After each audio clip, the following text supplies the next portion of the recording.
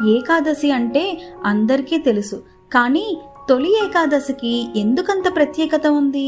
ఈ రోజున శ్రీ మహావిష్ణువు ఏం చేస్తారు? ఈ రోజు ఉపవాసం చేస్తే ఎలాంటి ఫలితాలు లభిస్తాయి? ఇప్పుడు తెలుసుకుందాం. Welcome to divine dots and talks. ఆషాఢ శుక్లపక్షంలో వచ్చే ఏకాదశిని తొలి ఏకాదశి లేదా శయన ఏకాదశి అని పిలుస్తారు. ఈ రోజుకు ఎంతో ప్రాముఖ్యత ఉంది. పురాణాల ప్రకారం ఈ రోజున శ్రీ మహావిష్ణువు క్షీరసాగరంలో ఆదిశేషునిపై యోగ నిద్రలోకి ప్రవేశిస్తారు. ఈ 4 నెలల కాలాన్ని చాతుర్మాస్యం అంటారు. తర్వాత మళ్ళీ కార్తీక మాసంలోని ప్రబోధిని ఏకాదశి రోజున మేల్కొంటారు. ఈ రోజున ఉపవాసం ఉండి భక్తితో శ్రీహరిని ఆరాధిస్తే మన పాపాలు తొలగి మనసుకు ప్రశాంతత, కుటుంబానికి ఐశ్వర్యం, ఆరోగ్యం కలుగుతాయని శాస్త్రాలు చెబుతున్నాయి.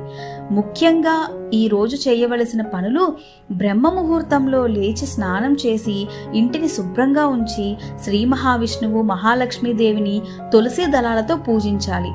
ఓం నమో నారాయణాయ మంత్రాన్ని కనీసం 108 సార్లు జపించాలి. విష్ణు సహస్రనామం, భగవద్గీత, శ్రీమద్ భాగవతం పారాయణం చేయడం లేదా కనీసం వినడం శుభప్రదం. శక్తి ఉన్నవారు ఉపవాసం లేదా పలహారం పాటించవచ్చు. అన్నదానం, వస్త్రదానం లేదా తులసి మొక్కను దానం చేయడం ఎంతో పుణ్యప్రదం. తొలి ఏకాదశి మనకు కేవలం ఉపవాసం నేర్పదు, మనకు భగవంతుడిపై భక్తిని పెంపొందించడం, సేవాభావంతో జీవించడం నేర్పుతుంది. ఈ పవిత్రమైన తొలి ఏకాదశి సందర్భంగా శ్రీ మహావిష్ణువు, మహాలక్ష్మీదేవి ఆశీస్సులు మనపై ఎల్లప్పుడూ ఉండాలని మనస్ఫూర్తిగా కోరుకుంటున్నాం. మీరు ఇక్కడి వరకు వచ్చారంటే ఈ వీడియో ఎంతో కొంత నచ్చే ఉంటుంది. ప్లీజ్ లైక్ చేసి షేర్ చేయండి.